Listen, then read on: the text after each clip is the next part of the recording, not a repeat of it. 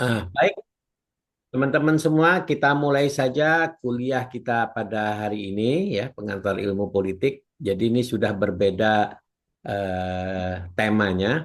Jadi di sini saya kuliah kita pada hari ini ingin berbicara tentang masalah bagaimana keadilan itu, bagaimana kekuasaan dan bagaimana legitimasi dalam filsafat politik ya. Saya ingin menyampaikan itu. Ini penting sekali teman-teman mahasiswa, mahasiswi yang saya banggakan. Ini nanti kita akan bisa bagaimana memahami tentang nilai keadilan, bagaimana tentang apa sih sebuah kekuasaan itu dan apa legitimasinya. Nah, ini sangat penting. Ini dasar dari ilmu politik ya. Jadi dasar ilmu politik tuh ini. Jadi kita bisa menganalisis ya persoalan-persoalan yang ada di masyarakat, di pemerintahan gitu ya, itu dengan pemahaman-pemahaman kita tentang apa sih keadilan itu, apa kekuasaan itu gitu ya, apa itu tentang legitimasi itu. Ya, mudah-mudahan nanti dengan diskusi kita, kuliah kita pada hari ini dan minggu depan, mudah-mudahan satu slide nih habis nanti ya. Satu slide ini ada 30 slide, nanti bisa habis dalam 2 minggu ke depan. Nanti temanya untuk ke depan berbeda lagi. Jadi ada 4 tema di dalam kita kuliah ini. Nah, baik teman-teman semua yang saya banggakan, di dalam kuliah kali ini adalah apa sih yang dinamakan filsafat politik itu. Jadi di dalam filsafat politik itu adalah ilmu yang mengkaji tentang kekuasaan. Jadi kalau kita berbicara tentang filsafat politik, tentunya kita nanti akan mengkaji tentang hakikat kekuasaan, keadilan, ya, legitimasi itu dalam kehidupan bermasyarakat. Jadi filsafat politik itu sejak zaman klasik hingga era modern ya, pemikir-pemikir besar itu telah berupaya memahami bagaimana seharusnya kekuasaan itu dijalankan dengan adil dan mendapatkan pengakuan dari rakyat. Jadi di dalam ilmu politik itu sebenarnya kita harus memahami apalagi dalam konteks kekuasaan ya. Dalam konteks kekuasaan itu ada sebuah keadilan ya. Keadilan itu yang diakui oleh rakyat. Jadi mungkin ini saya kembali lagi, Petback mungkin sudah saya pernah jelaskan di dalam perkuliahan yang lalu bahwa di dalam sebuah kekuasaan itu hanya ada di negara ya, negara itu terbentuk. Nah, ketika negara terbentuk itu ditunjuklah mandatori rakyat itu, rakyat mengamanatkan kepada untuk mengatur itu, disitulah muncul sebuah kekuasaan itu, disitulah muncul sebuah pejabat ya. Jadi pejabat itu muncul akibat dari rakyat ya, tidak mungkin kekuasaan dari pejabat itu muncul dengan sendirinya. Umpama rakyatnya tidak ada, dia muncul, dia ingin berkuasa kepada siapa. Nah, oleh karena itu kekuasaan itu pasti ada rakyatnya, ya. Pasti ada orang yang memerintah dan orang yang diperintah.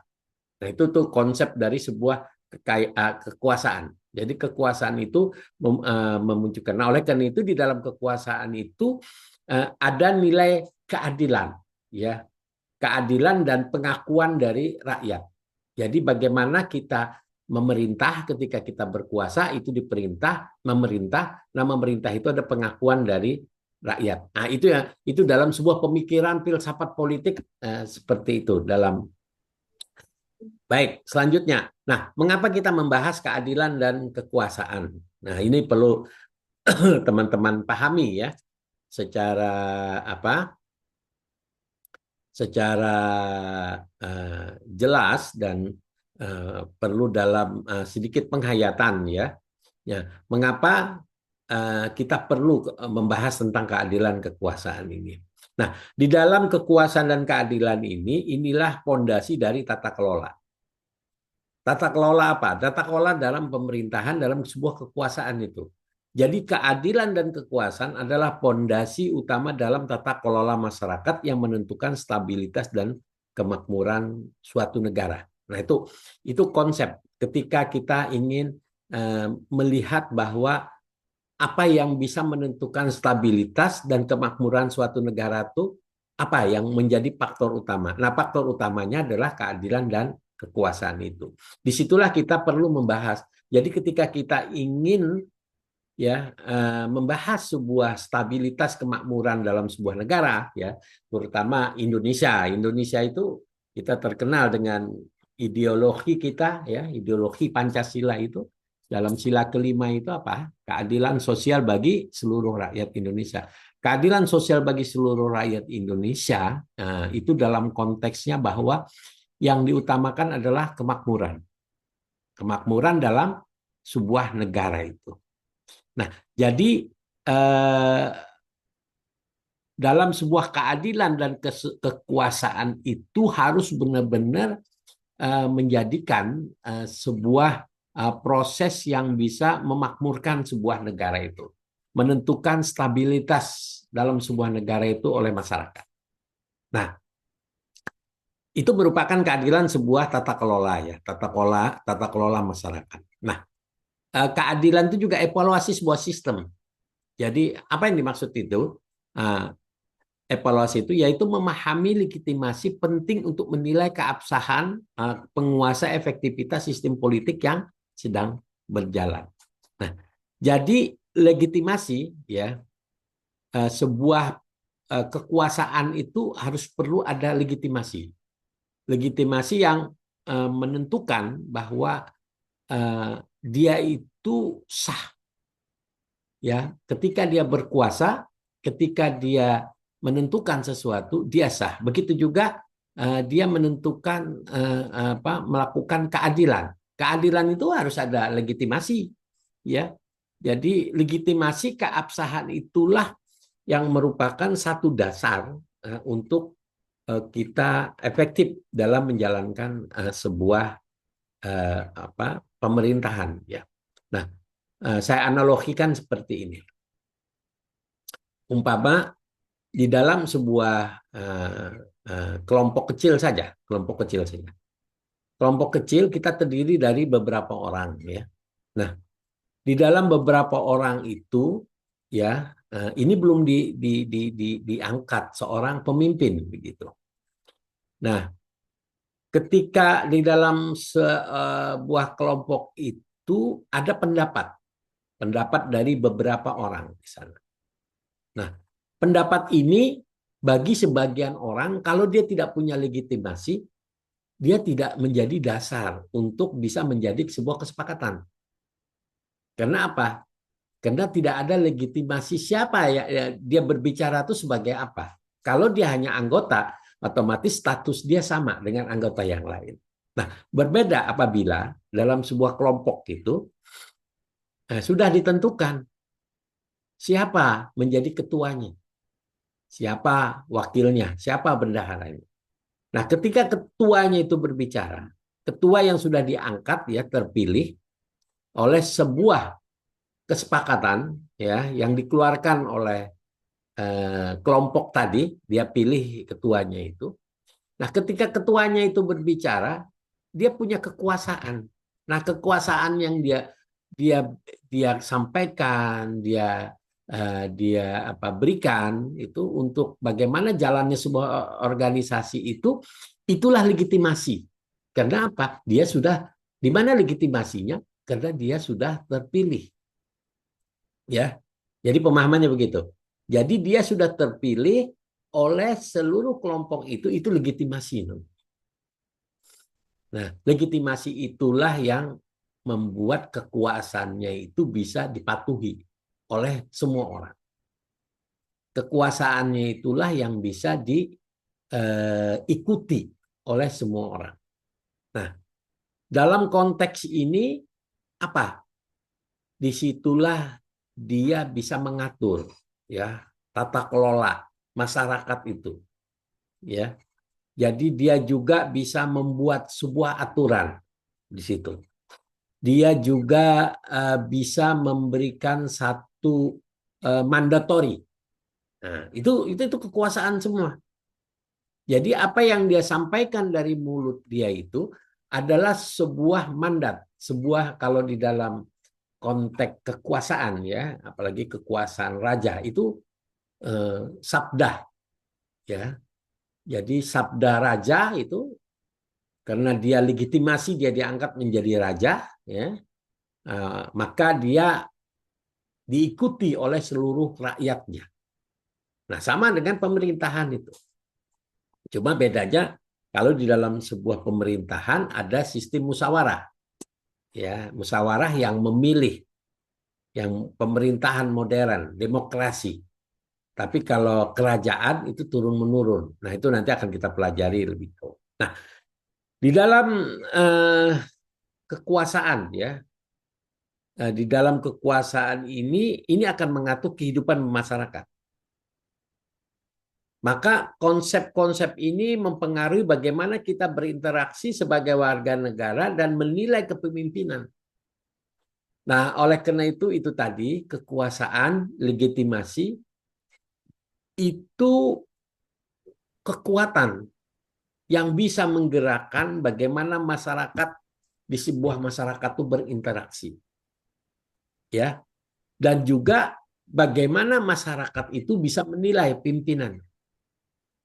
Nah, dalam konteks itu antara yang diperintah dan memerintah, ya, tentunya yang memerintah siapa, yang diperintah siapa, ya. Dalam konteks kekuasaan, sebenarnya kekuasaan ini kalau dalam konteks di negara demokrasi, ya, dalam sebuah negara demokrasi dengan negara modern sekarang ini, kekuasaan itu sebenarnya hanya pada rakyat ada. Nah, hanya pada rakyat. Nah, namun demikian, karena di dalam rakyat ini butuh sebuah pengaturan. Siapa yang mau mengatur? Karena apa? Kalau semua orang berkuasa, tentunya tidak ada satu sistem yang berjalan. Nah, sistem yang berjalan inilah yang dinamakan sebuah proses kepemimpinan, mencari sebuah kepemimpinan untuk mengatur sebuah negara itu. Nah, oleh karena itu, kekuasaan dalam kehidupan bermasyarakat ini sangat berpengaruh terhadap apa? Pelaksanaan tata kelola ya, masyarakat maupun pemerintahan itu. Nah, oleh karena itu, nah, kalau saudara-saudara bisa memahami lebih jauh tentang sebuah kekuasaan, kekuasaan itu begitu besarnya yang diberikan, tentunya dalam kekuasaan itu mempunyai sebuah apa? Sebuah kekuatan yang potensinya sangat luar biasa. Kenapa? Mandat yang sudah diberikan oleh rakyat itu ya. Ketika rakyat sudah menyerahkan mandatnya kepada pimpinan ya, kepada pemimpin itu untuk mengatur itu, nah semuanya sudah diambil ya, kekuasaan rakyat itu sudah diambil oleh pimpinan, oleh pak pemimpin yang sudah dipilih itu. Di situ dia berhak mengatur. Mengaturnya apa? Dia meminta, rakyat, aku mau mengatur ini, aku butuh uang. Butuh uang dari mana? Nah, itu tadi, dari pajak. Dimintalah pajak dari rakyat. Dikumpulkan uang itu. Kenapa? Seorang pemimpin tidak bisa juga memimpin dia sendiri. Dia butuh personil. Nah, makanya itu yang dinamakan pemerintahan. Nah, jadi pemerintahan itu adalah bagian sebuah proses kontrak sosial yang dilakukan oleh masyarakat untuk apa? Untuk mengatur masyarakat. Pemimpin diangkat untuk mengatur masyarakat. Nah, oleh karena itu, siapa yang dilayani? Yang dilayani rakyat. Nah, siapa yang berkuasa sebenarnya yang punya negara ini siapa? Ini rakyat. Nah, pemimpin itu apa? Pemimpin adalah pelayan rakyat. Nah, itu konsepnya. Tapi ketika kekuasaan itu ada, dia berhak memerintah rakyatnya dan rakyatnya berhak diperintah. Itu hak terbalik, hak yang harus sudah dimiliki oleh masyarakat. Nah, itu yang oleh karena itu teman-teman mahasiswa-mahasiswi yang saya banggakan. Dalam konteks pemahaman kekuasaan ini, kita sebenarnya sebagai warga negara ya, terutama nanti ilmu administrasi publik, harus memahami. Jadi ketika sebuah pelayanan yang diberikan kepada masyarakat, ya konsepnya seperti ini. Ketika kita menjadi pemimpin, kita bukan kekuasaan itu mutlak di tangan kita, absolut di tangan kita tidak. Tetap kekuasaan, kontrol kekuasaan ada di tangan rakyat. Nah, adapun sistem bagaimana kekuasaan itu ada, pemimpin itu diangkat, ada sebuah sistem yang mengatur. Begitu juga pemimpin ketika itu mau diberhentikan, ada sebuah sistem yang mengatur. Nah, mekanisme ini harus diikuti oleh rakyat, yaitu aturan yang sudah dibuat oleh para pemimpin untuk diikuti oleh rakyat. Rakyat mengikuti. Nah, pertanyaannya adalah ketika pemimpin itu berlaku absolut, ya, dia mempunyai kekuasaan yang besar, siapa yang mengontrol itu? Nah, itu kembali kepada rakyat. Kembali kepada rakyat, rakyat yang memberikan. Artinya apa? Rakyat bisa melakukan masukan kepada pemerintah bahwa pemimpin ini sebenarnya tidak memenuhi syarat lagi dia untuk menjadi pemimpin. Nah, disitulah diajukan kalau di dalam sistem demokrasi kita itu yang dinamakan apa? Dinamakan usulan kepada anggota legislatif yang sebagai perwakilan dari rakyat, sebagai kontrol trias politika. Nah, kita memanganut paham trias politika, jadi kekuasaan itu sudah diberikan kepada pemimpin ya, tapi pemimpin itu harus ada yang namanya check and balances, keseimbangan kekuasaan. Nah, keseimbangan kekuasaan di dalam negara demokrasi itu dibutuhkan untuk apa? Untuk stabilitas pemerintahan. Ya itu tadi untuk mengantisipasi jangan sampai terjadi absolut kekuasaan. Karena kalau umpama eksekutif diberikan kekuasaan yang lebih besar di situ dia bisa absolut kekuasaan. Jadi kekuasaan dia tidak ada yang bisa menghalangi itu. Jadi kebijakan-kebijakan apapun dia. Nah, ini yang bisa terjadi ya di Republik kita. Ini sejarah juga sudah membuktikan bahwa ketika Indonesia merdeka, nah kita tahu bahwa ketika zaman kemerdekaan dulu, sebuah proses demokrasi berjalan ketika pembahasan tentang ideologi negara, undang-undang ya, tentang bagaimana pondasi negara itu sangat jelas terlihat bahwa ada nilai demokrasi yang muncul ketika pembahasan itu.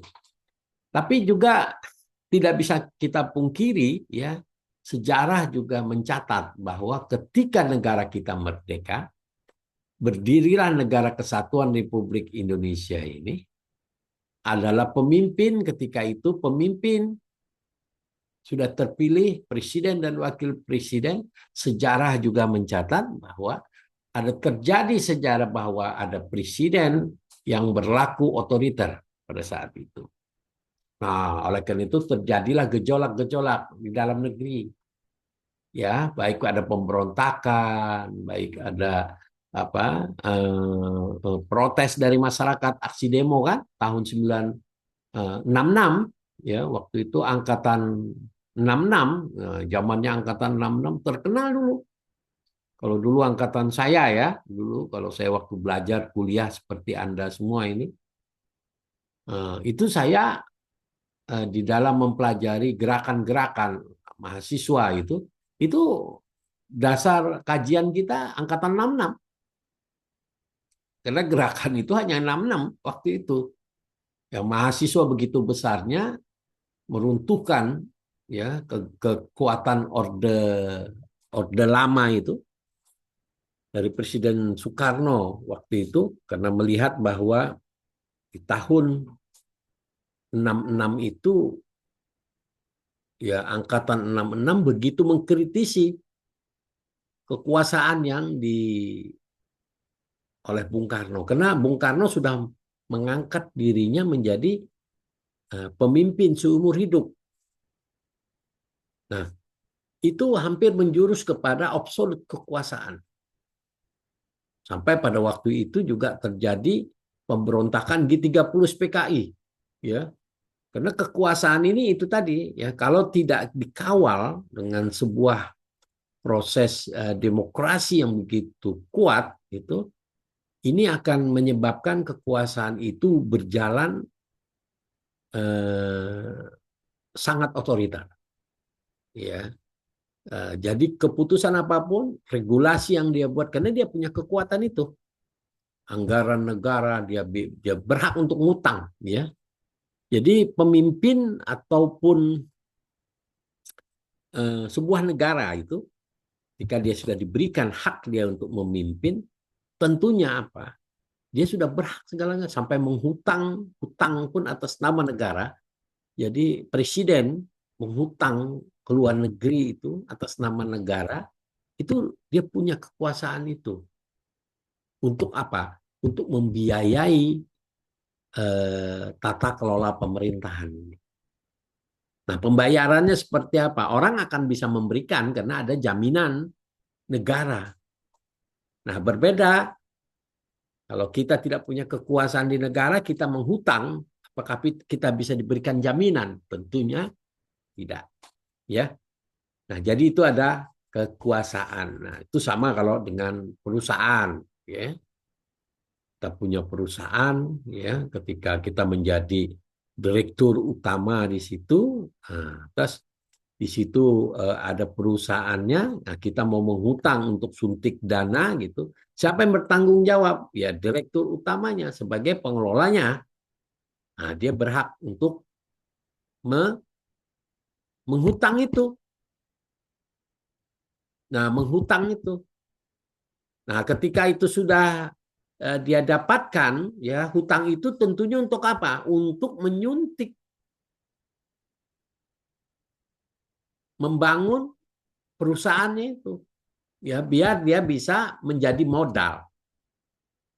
Nah, sama dengan negara kita. Negara kita, umpama duitnya nggak ada. Dari mana?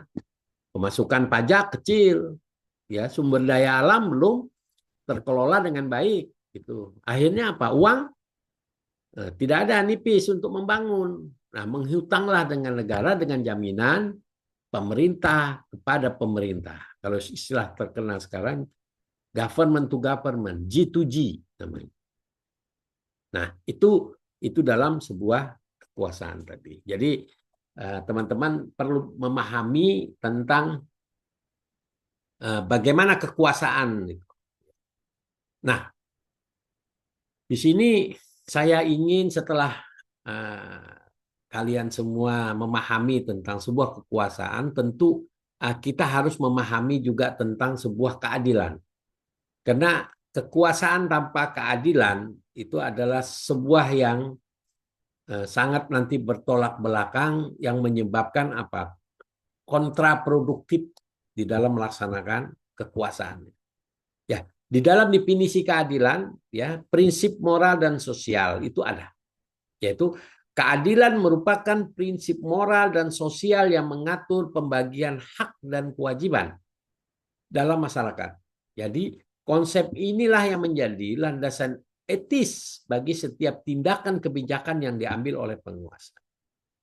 Nah, apa saja itu? Pembagian sumber daya yang profesional, perlakuan yang sama di hadapan hukum, penghormatan terhadap hak asasi manusia. Ya, jadi di dalam prinsip moral sosial ini keadilan harus kita pegang dulu. Makanya orang sering menuntut keadilan. Apa sih keadilan? Nah, ini kan teman-teman harus memahami nilai keadilan itu apa yang dinamakan keadilan. Apakah keadilan itu sama rata? Apakah keadilan itu juga ada berbicara sesuai porsinya? Nah, kalau sosial porsinya masih mengambang, kalau sama rata masih eh, bisa dibilang pragmatis, ya. Nah, ada juga yang dinamakan adil itu adalah eh, kesetaraan. Nah, itu bisa juga adil semua.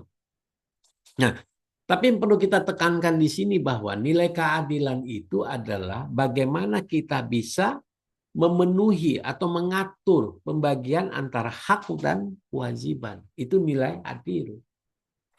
Jadi ketika kita berbicara adil, saudara-saudara sekalian, ya rekan-rekan mahasiswa mahasiswi, bukan hanya kita tuntut adalah hak kita saja. Yang saat ini kan banyak kita tuntut hak kita saja.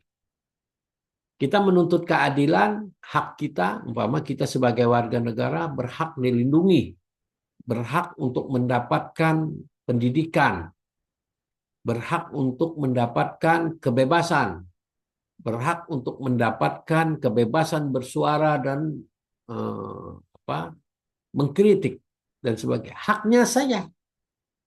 Kadang-kadang hak yang diutamakan. Namun sebenarnya di dalam hak itu ada kewajiban. Apa kewajibannya warga negara kita? Yaitu selain kita menuntut hak kita, kita warga negara sebenarnya berhak mematuhi hukum, kesepakatan, konstitusi yang sudah kita buat. Jadi ketika kita berbicara warga negara, tentunya apa? Tentunya ada kewajiban dari sebuah warga negara untuk bagaimana kita mentaati segala aturan main yang ada di pemerintahan. Nah, itu kewajiban.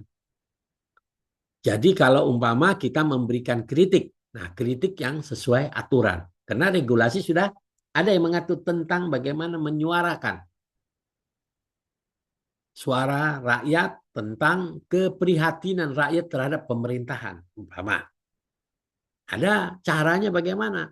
Boleh berdemonstrasi, tapi dengan catatan memenuhi aturan. Umpama tidak anarkis. Tuh. Kedua, ketika demo tidak berbicara kasar. Ya, karena negara kita adalah negara Pancasila, menjunjung tinggi nilai-nilai adab. Nah, jadi apa? Ketika aksi demo jangan berbicara yang hal-hal yang begitu kasar dalam budaya kita. Sampaikan saja dengan santun di dalam aksi demo itu. Nah, kedua lagi, jangan juga kita melakukan aksi demo dengan nilai arogansi. Kadang-kadang apa? Maaf. Kadang-kadang kita itu yaitu tadi menunjukkan hak hanya hak kita sebagai warga negara ya dianggap bahwa oh pemimpin itu adalah wakil rakyat kami. Kalian itu melayani kami. Iya sebenarnya. Cuma dalam konteks itu ada nilai keadilan di situ. Kewajiban tadi. Jadi walaupun itu adalah wakil dari rakyat, pesuruh rakyat, ya para pejabat-pejabat itu sebuah wakil rakyat.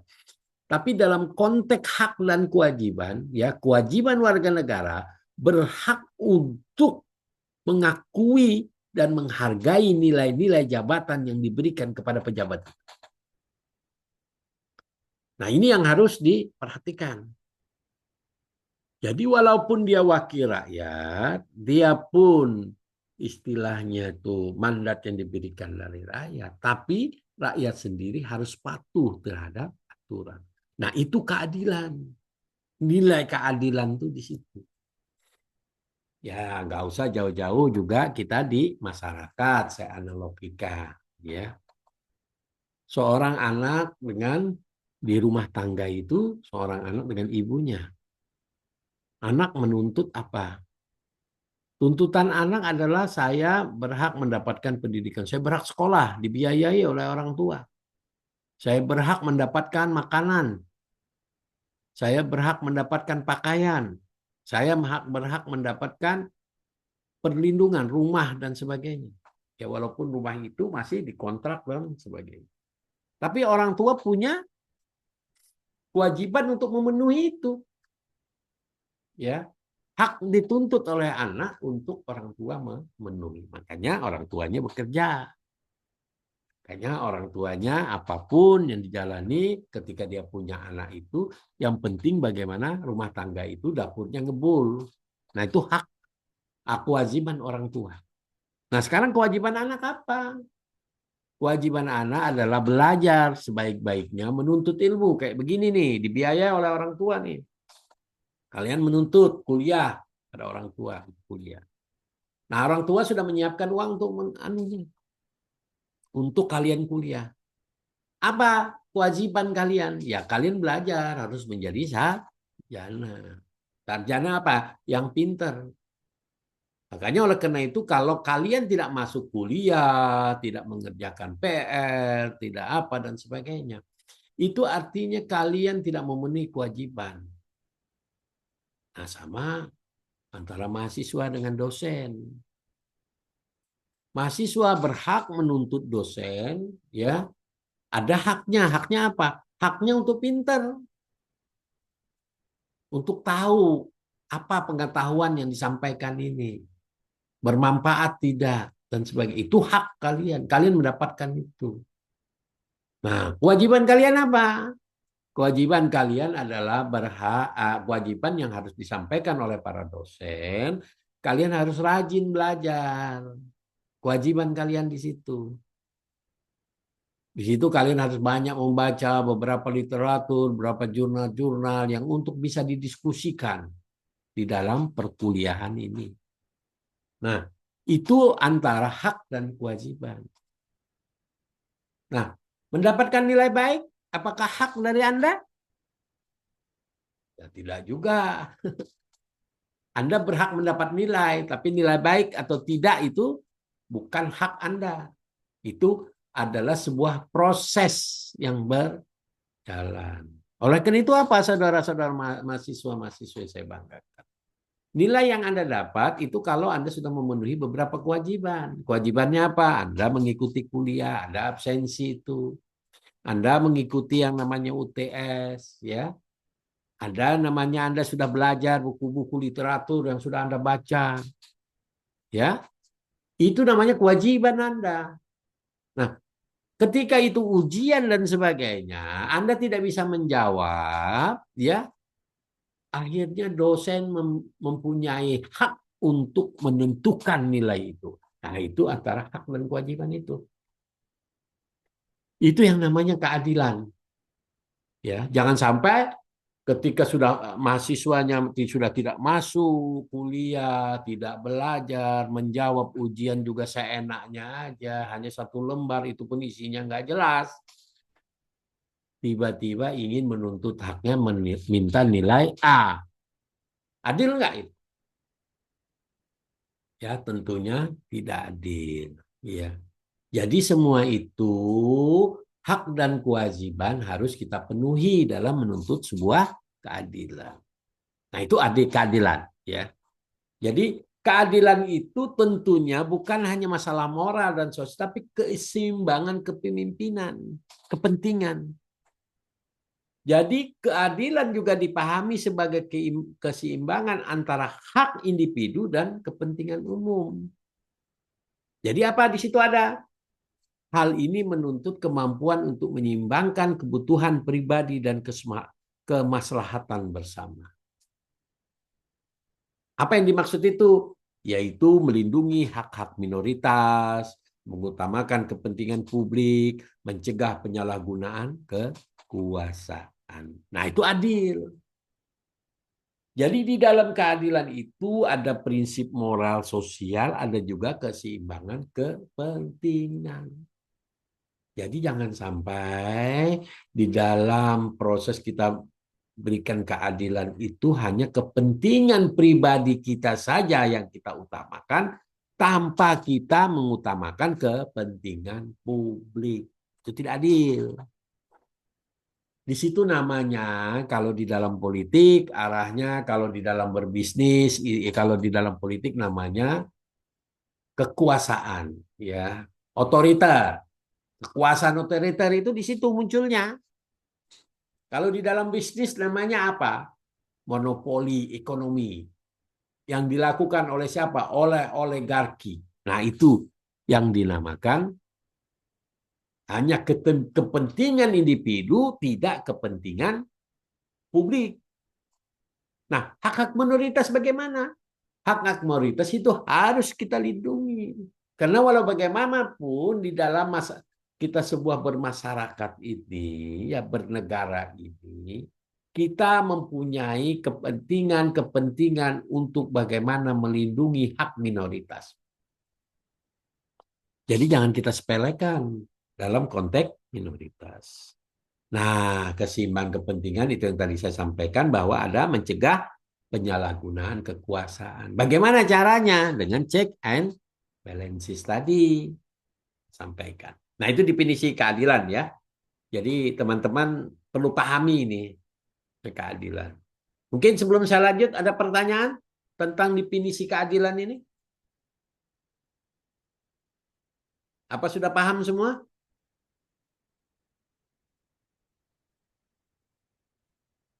Sudah paham semua ya? Ini suaranya mana? Jangan-jangan pada tidur semua ini ya? Sudah, Pak. Oh ya. Sudah, Mbak. Ya, jadi itu ya teman-teman semua perlu dipahami ya yang dinamakan keadilan itu apa. Jadi kalau kita bicara adil, adil seperti apa? Nah, ini definisi yang Bapak saya sampaikan ini. Ini sebuah keadilan. Jadi jangan sembarang berbicara keadilan. Apapun dalam kehidupan bermasyarakat dan sebagainya. Ini konsep dasar keadilan. Nah, di sini beruntungnya kita belajar pengantar teori ilmu politik. Karena bagian dari sebuah keadilan itu ada meresap juga ke masyarakat, kehidupan masyarakat. Apa? Yaitu tadi kehidupan berumah tangga antara orang tua dengan anak. Nah, malah dalam kehidupan apa? Kehidupan anak-anak muda. Umpama mencari pacarnya. Ya tidak keadilannya ada di situ. Harus adil. Apa saja yang harus saya lakukan di dalam proses keadilan itu. Nah, ini tadi konsep dasarnya itu. Jadi antara hak dan kewajiban itu adalah prinsip moral sosial dan keseimbangan kepentingan. Jangan sampai ketika kita minta keadilan itu tidak ada unsur yang namanya keseimbangan dan kepentingan. Nah, bagaimana definisi kekuasaan? Nah, ini kita lebih jauh lagi untuk bisa mempelajari.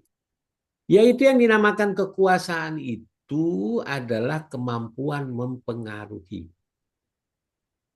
Nah, oleh karena itu apa? Kekuasaan adalah kemampuan individu atau kelompok untuk mempengaruhi orang lain dan menjalankan kehendak mereka dalam berbagai situasi sosial dan politik. Apa aksinya di dalam kekuasaan itu? Mengubah perilaku orang lain, mengarahkan kebijakan publik, dan mengontrol sumber daya. Nah, itu kemampuan. Makanya kalau kita mempunyai kekuasaan, ya, kekuasaan yang bisa bagaimana ketika kita diangkat menjadi pemimpin, ya, di dalam sebuah negara atau tidak usah jauh-jauh kita kalau di daerah kelahiran kita saja ya di Banjarmasin itu ya di Kalimantan Selatan mungkin kita tinggal di sebuah kabupaten. Nah, ketika kita tahu bahwa seorang bupati itu mempunyai kekuasaan. Ya, seorang pemimpin bupati yang diangkat itu mempunyai kekuasaan. Nah, prosesnya sudah saya sampaikan tadi, bagaimana proses untuk mengangkat seorang pemimpin, tentunya Anda juga sudah mengalami, ya, kalian semua sudah mengalami. Ketika pemimpin itu diangkat, dia berdasarkan atas apa? pemilihan umum. Makanya kalian memilih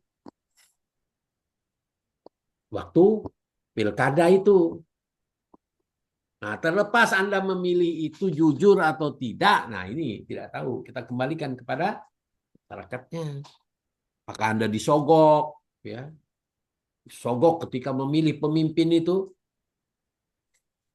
Apakah Anda tergiur dengan janji-janjinya saja para pemimpin itu? Apakah Anda juga hanya melihat pengaruhnya saja para pemimpin itu, tapi sebenarnya dia tidak punya kemampuan untuk memimpin? Itu banyak terjadi. Disitulah ketika kalian memilih seorang pemimpin yang tidak sesuai apa yang sebenarnya diharapkan, itulah akan mendapatkan penyesalan. Karena pemerintahan ke depan itu akan berjalan 5 tahun kalau di Indonesia ini. Ya, mereka diberikan masa untuk memimpin itu selama 5 tahun. Nah, selama 5 tahun itulah dia punya kekuasaan. Nah, kekuasaan itulah yang dia dapat itu yang akan bisa merubah perilaku, mengarahkan kebijakan, mengontrol sumber daya. Nah, hanya apa yang terlihat di kampung halaman kita itu, yang kaya sumber daya alamnya, perizinan-perizinan itu di bupati. Zaman dulu ya, tapi sekarang juga ada izin-izin itu harus lewat bupati. Izin yang diberikan itu untuk bagaimana dikelola, dijadikan bisnis itu izin dari bupati. Itu karena dia punya legitimasi itu tadi, punya kekuasaan itu. Nah, bagaimana dia mempunyai kekuasaan itu yang dia bisa mengelola sumber daya alam dengan membuat kebijakan. Kebijakan publik. Nanti kalian kalau belajar, besok ada mata pelajaran pengantar kebijakan publik. Sudah belajar belum?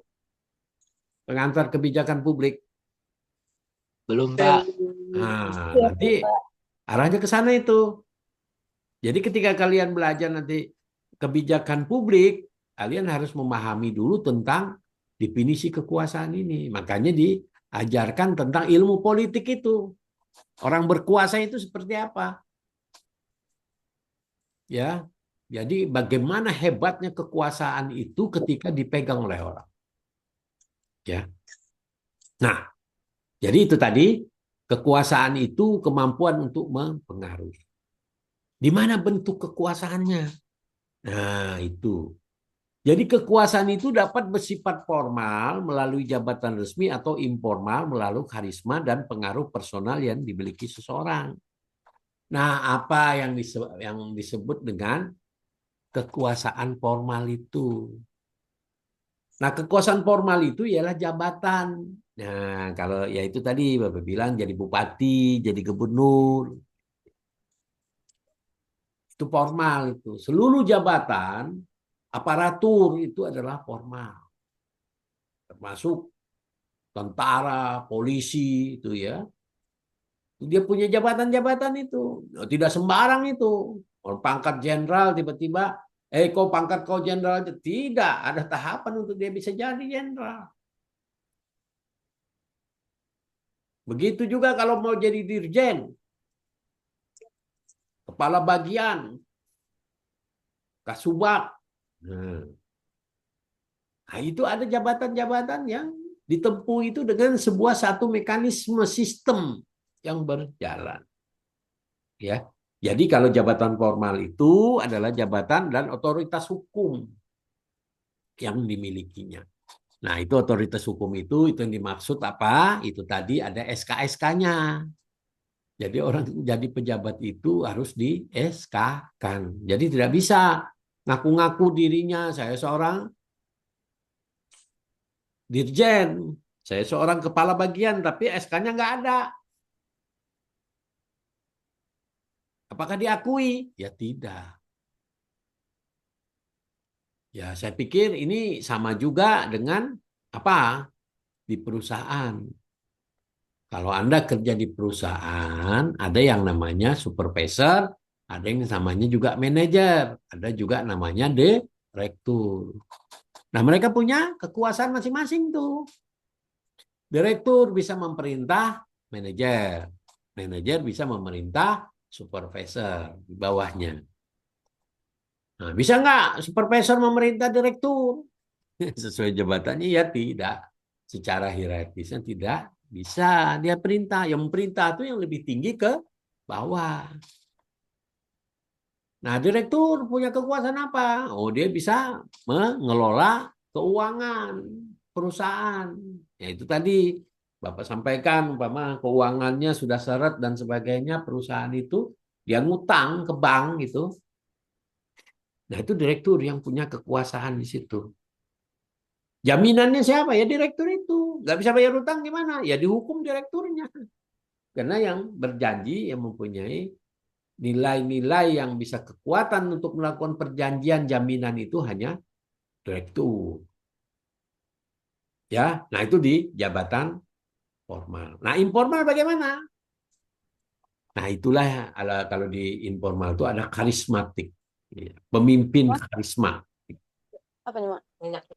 Banyak, anak lagi 5 lagi. Sebutin gitu pakai. Ya, itu kenapa suaranya ya bocor ya, Andalina, Ademia, dimatikan dulu, di mute. Maaf, Pak. Ya. Nah, kembali lagi. Jadi kalau informal itu karisma. Jadi kalau orang mempunyai kekuasaan, ada kekuasaan itu tidak jalur formal, ada informal, karisma. Seperti apa karisma itu? Ya seperti kalau itu menjadi kalau di Kalimantan Selatan apa? Guru. Dulu di Martapura apa? Guru Ijai.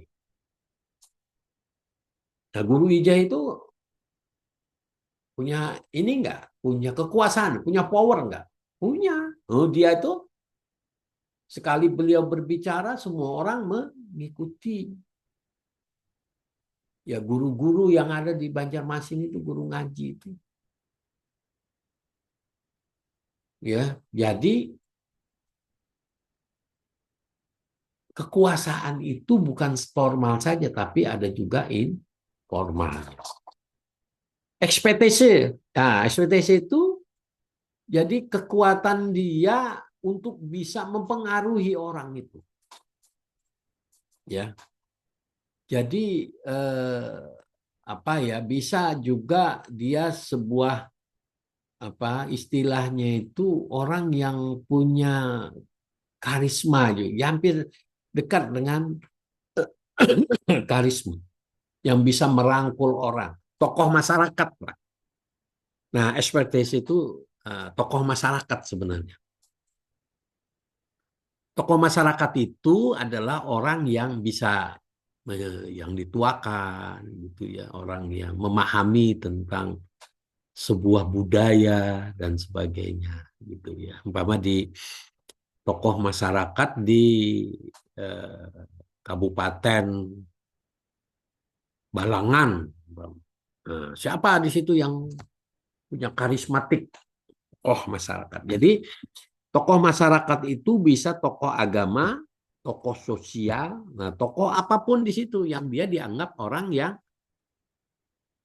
tertua di situ, yang bisa jadi panutan. Nah, itu yang dinamakan informal. Kekuasaannya ada di situ. Artinya apa? Ketika dia berbicara ada konflik sosial nih.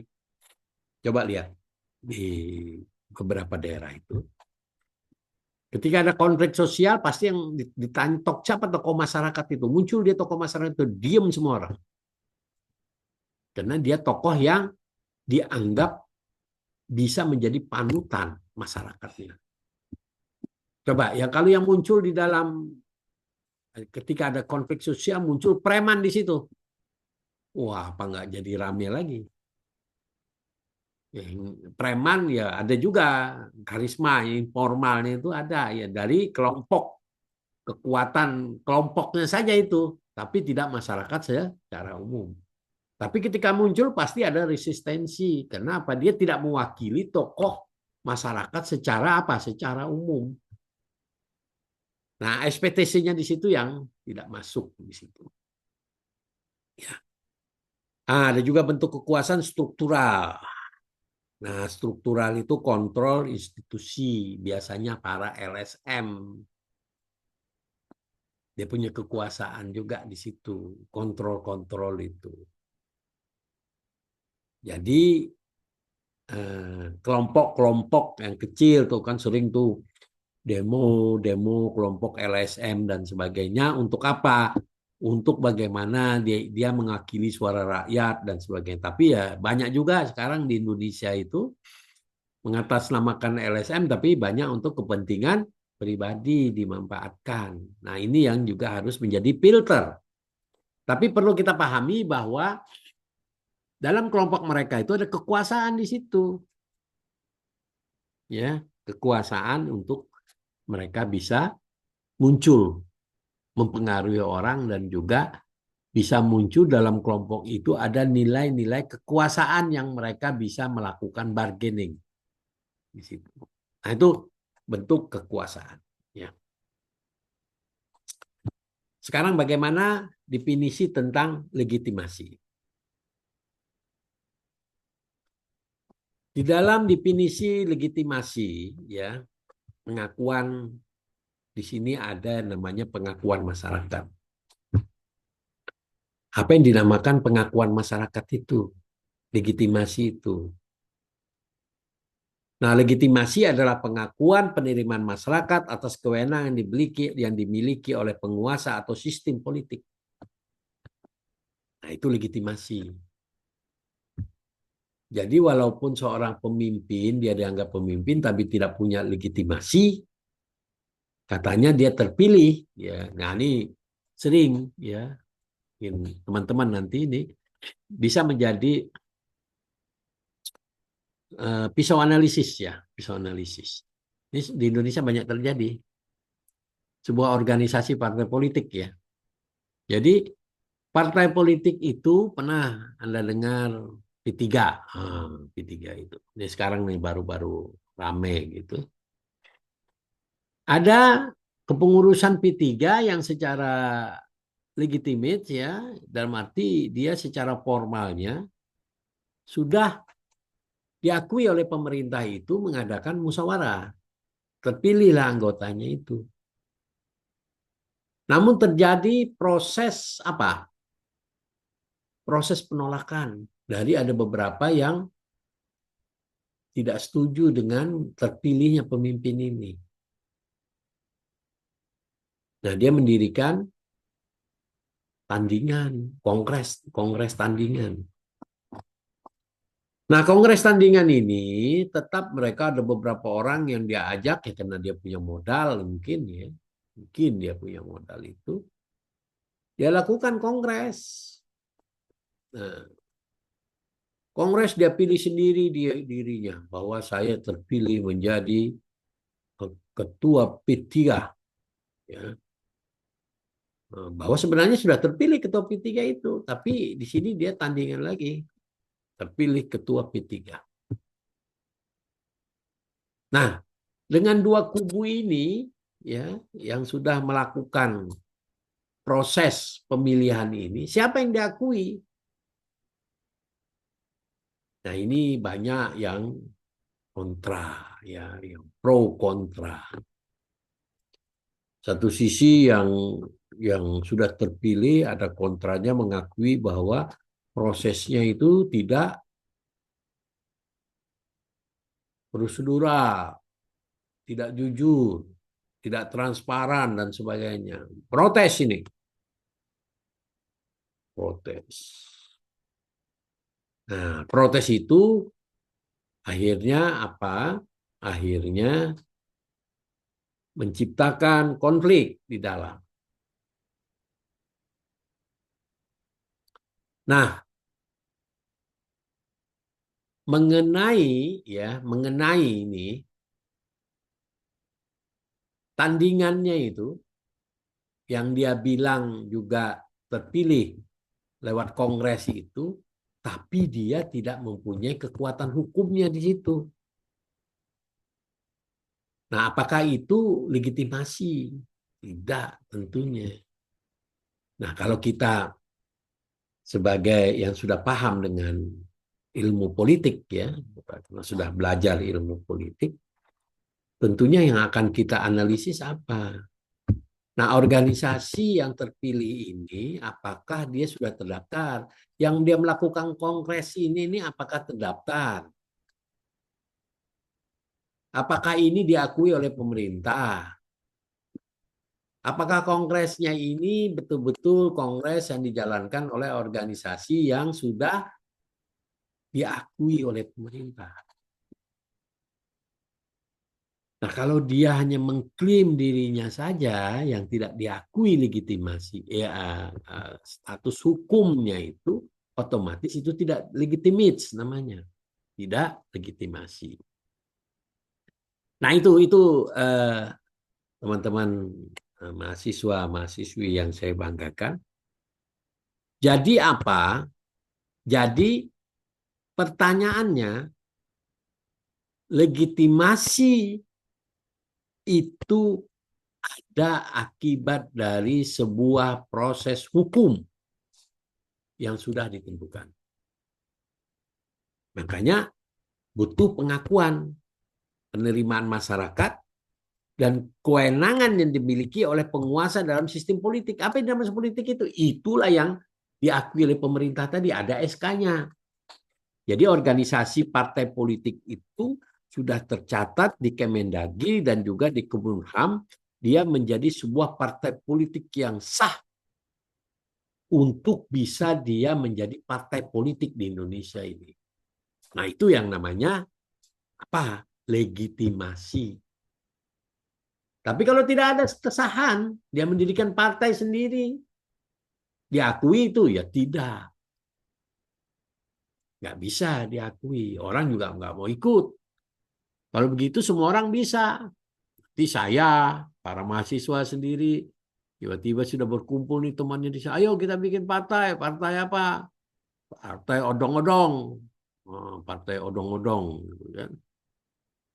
Oh, kita langsung bicara teriak-teriak sana. Kami partai odong-odong, ayo sini. Nah, ya tapi legitimasi dia apa? Untuk apa? Gitu kan? Untuk ikut partai politik yang nggak bisa orang dia tidak terdaftar. Nah, itu contohnya ya. Jadi para mahasiswa perlu memahami nilai-nilai itu. Itu pengakuan masyarakat itu penting ya untuk bisa bagaimana berbicara legitimasi. Nah, keabsahan kekuasaan. Nah, di dalam legitimasi itu ada yang namanya keabsahan kekuasaan. Jadi legitimasi menjadikan kekuasaan sah di mata rakyat dan memungkinkan penguasa untuk menjalankan fungsinya dengan efektif. Nah, keabsahan itu artinya kekuasaan yang sudah menurut masyarakat sesuai dengan aturan yang sudah ditentukan. Apa contohnya? Itu tadi gubernur, bupati, mau jadi bupati harus lewat pilkada tadi. Ya. Jadi bagaimana orang menilai sah atau tidak? Ya kalau proses hukumnya dijalankan, artinya sebuah legitimasinya ada di situ karena memperkuat hukum di situ. Nah ini teman-teman kalau sudah paham apa yang saya sampaikan ini, tentunya teman-teman bisa mengkritisi ini yang kejadian saat ini di Indonesia. Bagaimana banyak orang protes-protes tentang keabsahan wakil presiden. Nah kita lihat apakah wakil presiden itu tidak sah? Nah, sekarang pertanyaannya, coba kita sisir dari apa yang sudah kita sampaikan, yang saya jelaskan ini. Secara hukumnya, posisi wakil presiden itu sudah melalui prosedur hukum. Ya terlepas dia manipulasi dan sebagainya gitu ya. Nah, itu beda lagi. unsurnya beda. Tapi kita berbicara sekarang proses legitimasi. Jadi ketika berbicara proses legitimasi, apa yang terjadi di dalam persoalan-persoalan hukum menjadi wakil presiden itu sah. Tuh. Tapi ketika orang berbicara, ketika prosesnya itu ada unsur pembohongan, penipuan, dan sebagainya. Nah, itu beda lagi. Prosesnya berbeda.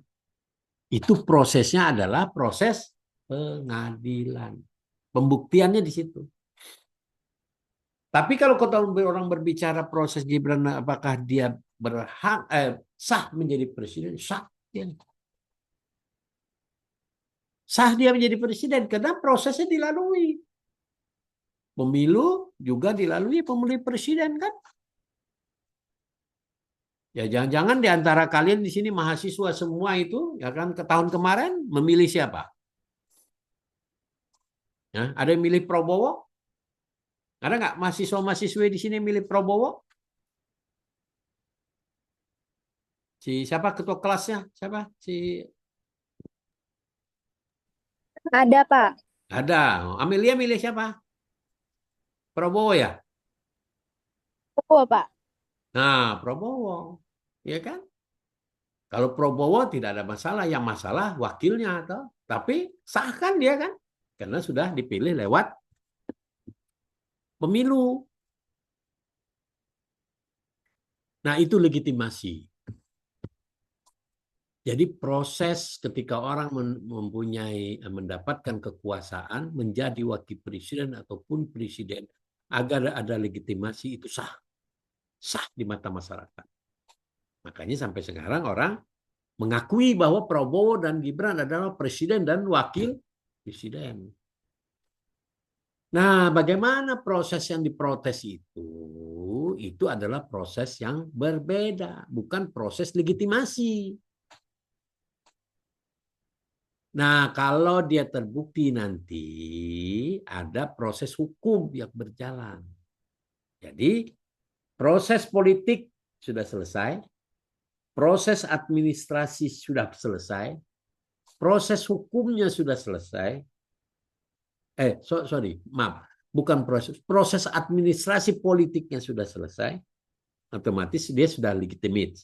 Nah, tapi ketika dia di dalam perjalanannya ada sesuatu yang menyangkut masalah penipuan, lantas apa yang namanya lagi?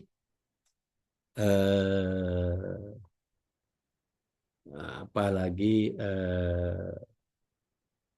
tidak menggunakan data-data yang konkret, ya, yang tidak nyata dan sebagainya, itu harus dibuktikan secara hukum yang berjalan nanti. Makanya nanti endingnya apa nanti? Ketika orang banyak protes masalah ijazah. Nah, ijazah itu udah masalah lain. Jadi dia buktikan bahwa ketika Gibran terbukti menggunakan ijazah palsu, nah hukum nanti bicara. Dibuktikan. Siapa yang membuktikan itu? Pengadilan nanti. Bahwa ketika ijazahnya dinyatakan tidak benar, masyarakat dan sebagainya, ada tuntutan pengadilan bahwa seorang Gibran menggunakan data-data palsu. Artinya apa? Kebohongan terhadap masyarakat. Nah, itu beda kasus ya antara legitimasi kekuasaan yang dia miliki dengan sebuah proses apa yang dia jalani sekarang ini. Nah, endingnya itu nanti akan terjadi, itulah ketika itu sudah ada pembuktian dan bisa dibuktikan, rakyat bisa membuktikan bahwa ada satu kebohongan ya di dalam proses dia ketika dia menjadi pemimpin itu, menjadi wakil presiden itu bisa disampaikan kepada DPR untuk bisa diimpeach, disidang dia di situ. Nah, baru ada sidang MPR. Nah, itu mekanismenya. Nah, tapi kan kadang-kadang bangsa Indonesia ini, kita ya, kita tahapan-tahapan ini kadang-kadang kita hanya bersifat apa? Ingin instan, sesuatu instan, pembalasan instan. Rekayasa-rekayasa terjadi di sana.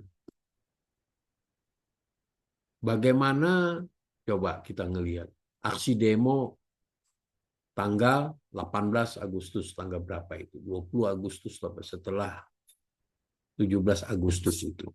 Begitu demo-demo besar dan sebagainya. Tapi apa yang terjadi? Ternyata ada sebuah rekayasa besar di sini untuk apa? Mempengaruhi legitimasi presiden dan wakil presiden di situ. Nah, tapi pembuktian dasarnya tidak. Nah, yang ditonjolkan adalah apa? Rakyat yang bisa menurunkan. Tapi ini sangat berbahaya. Kenapa saya kemukakan begitu, saudara-saudara sekalian? Dalam sebuah proses pemerintahan itu, apabila sebuah pemerintahan itu bisa dijatuhkan oleh gelombang aksi demo rakyat, ini akan menjadi sebuah presiden buruk nanti, bahwa langkah-langkah ini akan terulang terus. Kenapa? Nilai ketidakpuasan, nilai terjadi aksi, ya tidak menutup kemungkinan nanti ketika ini sudah selesai ya umpama diberhentikan ya, contoh umpama Gibran diberhentikan. Nah, karena dia punya finansial, punya pengikut dan sebagainya, aksi demo muncul lagi nih, mengkritik pemerintah keras dan sebagainya. Aksi demo muncul lagi kedua. Jangan-jangan presidennya akan dijatuhkan. Nah, oleh karena itu di dalam sebuah pemerintahan, kalau kita belajar ilmu politik, sangat istilahnya itu dalam sebuah sistem demokrasi, ya, di dalam sebuah sistem demokrasi itu, antara Socrates itu pernah terjadi perdebatan, Plato dengan Socrates. Dia berbicara. Plato apa berbicara? Plato berbicara bahwa suara rakyat itu suara Tuhan, dia bilang. Jadi rakyatlah yang menentukan. Demokrasi itu hanya di tangan rakyat. Tapi Socrates bicara begini. Dia bilang kalau rakyat diberikan banyak kekuasaan, banyak kekuasaan untuk bisa mendobrak kekuasaan yang legitimate sini, siapa yang mengontrolnya? Jangan-jangan nanti rakyat ini akan brutal di situ. Apa-apa rakyat, atas nama rakyat dan sebagainya. Terjadilah pemberontakan terus. Nah, inilah yang menjadikan sebuah negara tidak stabil. Akhirnya apa? Ketika diberikan oleh Socrates itu, dia juga waktu itu berbicara. Socrates sama Plato ini sebenarnya gurunya itu Socrates. Dia berbicara tentang demokrasi. Tiba-tiba dia mengkritik ya antitesisnya di demokrasi. Dia hukum mati dia. Dia hukum mati dalam sebuah negara yang dia memberikan teorinya itu, tapi dia juga mengkritisi itu sudah berjalan. Akhirnya apa? Ketika rakyat itu dia bilang berkuasa penuh di situ, ini bisa berbahaya. Socrates ini bisa menghancurkan nilai-nilai demokrasi. Dihukum mati dia. Padahal Socrates ada berbicara hati-hati ketika rakyat diberikan satu jalur kekuasaan yang mana tidak ada kontrolnya. Nah, itu sama dengan pemimpin. Kalau pemimpin kan sudah ada kontrolnya. Ya kan? Siapa kontrol pemimpin yang sudah dia ini? Mas, rakyat. Nah, kalau rakyat diberikan kekuasaan, siapa kontrolnya?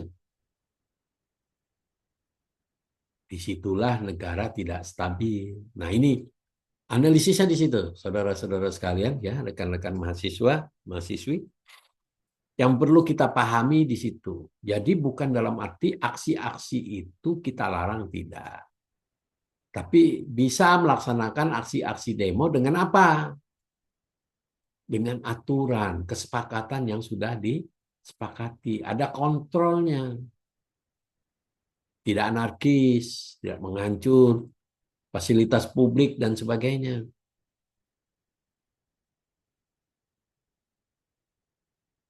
Ya, jadi semua ini harus kita pahami dengan pemahaman yang detail tentang apa yang dinamakan legitimasi, apa yang dinamakan kekuasaan itu. Nah, selanjutnya apa yang dinamakan legitimasi adalah keberlangsungan.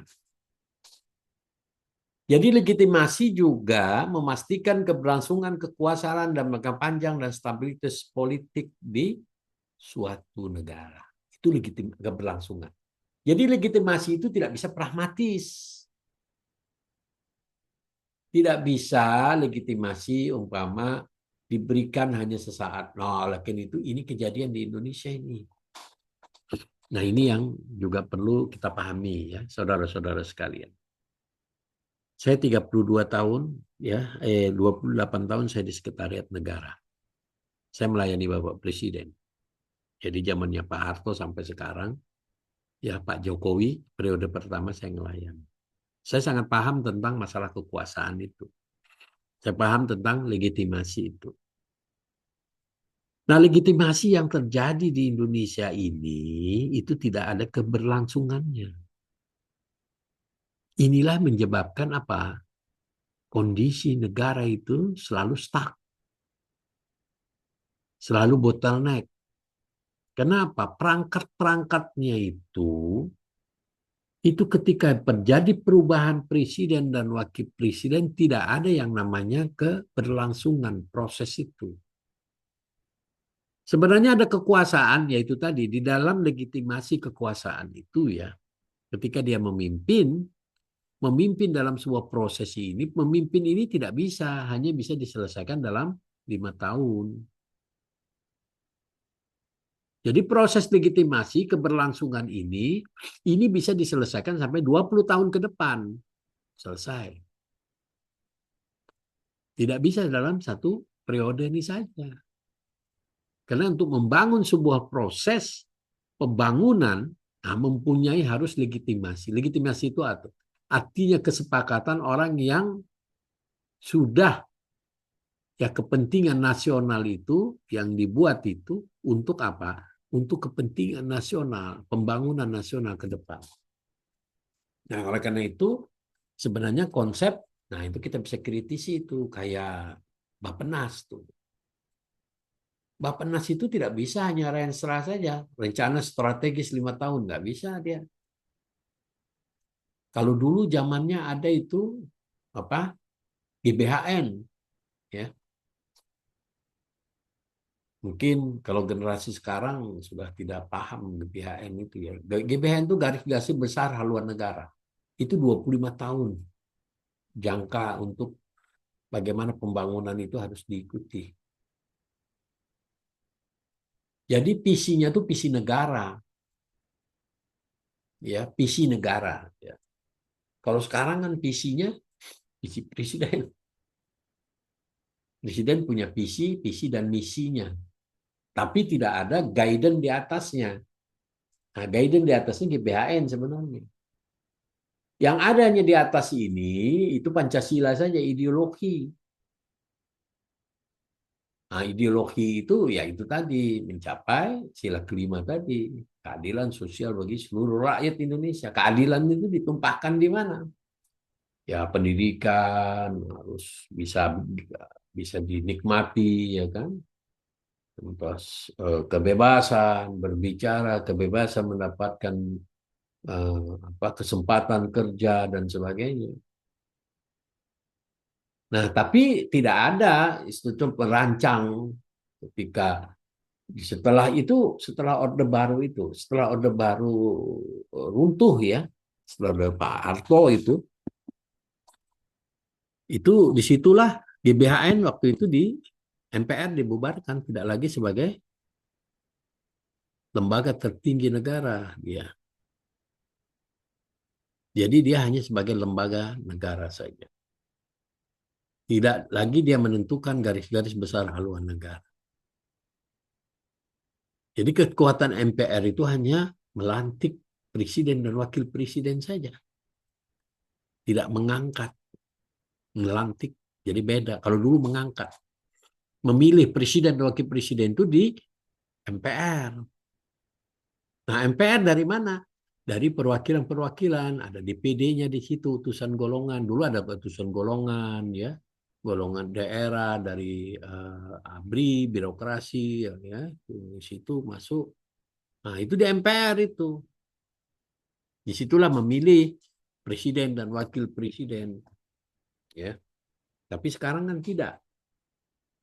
Presiden dan wakil presiden dipilih oleh rakyat secara langsung, one man one vote.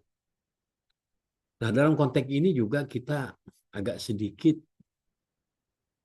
bias ya dalam melaksanakan pemerintahan. Kenapa? Ya kita kalau kembali kepada Undang-Undang Dasar 1945 sebelum amandemen dan juga Pancasila sebagai dasar ideologi kita, ya filosofi Geronselahnya dan Waltongsongnya itu, tentunya ini ada sesuatu yang salah di dalam sistem ketatanegaraan kita. Nah, ini yang perlu menjadikan perhatian ya bagi mahasiswa administrasi publik harus memahami ini. Nah, inilah menariknya saya bilang tadi kalau untuk belajar ilmu politik tentunya kita memahami negara secara utuh ya. Ya, selanjutnya adalah apa simbol-simbol kekuasaan dan keadilan setelah menjadi representasi universal di dalam peradaban manusia. Timbangan keadilan melambangkan objektivitas dan keseimbangan, sementara mahkota mempresentasikan otoritas dan kekuasaan yang sah. Oleh karena itu, di dalam kekuasaan ini ada dua. Ada timbangan, ada mahkota. Nah, mahkota ini yang dibilang otoritas kekuasaan itu. Tapi timbangan itu adalah keadilan, objektivitas. Nah, di dalam kekuasaan ini harus ada dua ini.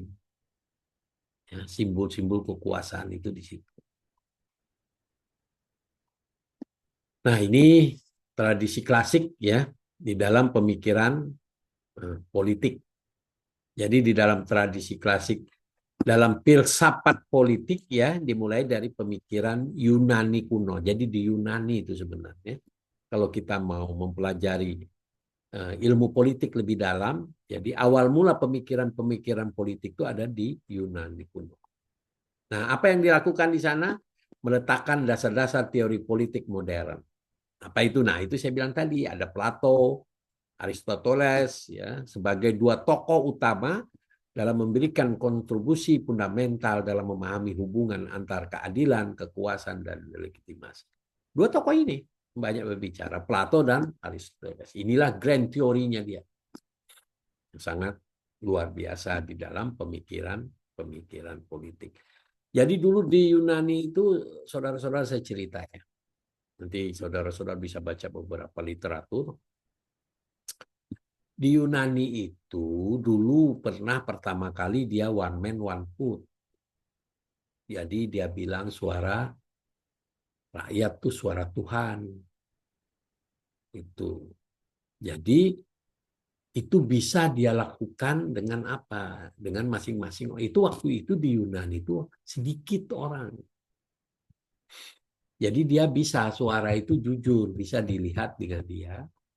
Nah, untuk bisa melaksanakan pemilu itu. Nah, pemilih itu bisa langsung diketahui. Oh, saya memilih ini. Ya, waktu itu mungkin sekitar 100 orang. Ya, kayak mungkin kalau di Indonesia itu memilih kepala desa kali ya. Kepala desa itu bisa dipilih melalui one man one vote. Karena kecil daerahnya. Tapi kalau yang sudah namanya provinsi, yang kabupatennya di Kalimantan Selatan ada 13 provinsi, itu one man one vote itu dalam logika kekuasaan, logika teori politik itu tidak bisa dilakukan one man one vote. Kenapa? proses one man one vote tidak bisa diketahui secara langsung. Disitulah muncul yang namanya manipulasi itu. Data itu dikirim, logistiknya itu dikirim. Nah, pengiriman logistik bisalah terjadi. Ah, itu baru namanya yang di provinsi seperti itu. Apalagi presiden. Nah, ini yang agak susah. Nah, dulu di pemikir-pemikir Yunani itu, oleh karena itu, dengan berkembangnya era kekuasaan itu ya, dulu istilahnya itu bukan pemilu ya. Dulu istilahnya itu ya pemilihan saja. Pemilihan pimpinan karena orangnya sedikit. Nah, karena dalam proses ini adalah namanya pemilu itu, nah pemilu itu besar, itu makanya diberikanlah namanya teori demokrasi itu. Nah, sebenarnya teori demokrasi ini bermacam-macam. Ya, di Amerika sendiri tidak one man one vote ya. Dia juga sistemnya juga sistem distrik dia, wilayah itu, wilayah-wilayah dia pilih. Nah, Indonesia ini nekat sebenarnya. Negaranya sudah besar, one man one vote. Makanya kertasnya banyak dia manipulasi itu. Orang mungkin kan bisa kita rasakan itu. Orang yang jadi kepala daerah perwakilan anggota DPR dari Kalimantan Selatan, orangnya ada yang nggak pernah ada di Kalimantan Selatan. Ya kan pernah kita rasakan itu. Ya itu tadi karena sistem yang manipulatif tadi. Nah, ini yang harus kita juga kritisi, kita sadari teman-teman semua ya, kita sebagai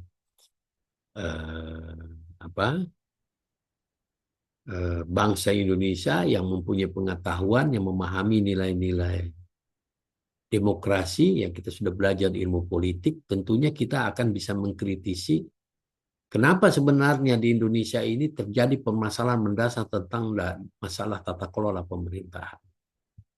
Ini berawal dari mana? Nah, ini saudara-saudara sudah bisa berbicara ketika saya menyampaikan ini. Ya, begitu ya teman-teman semua. Sebelum saya tutup, ada pertanyaan? Apakah sudah memahami?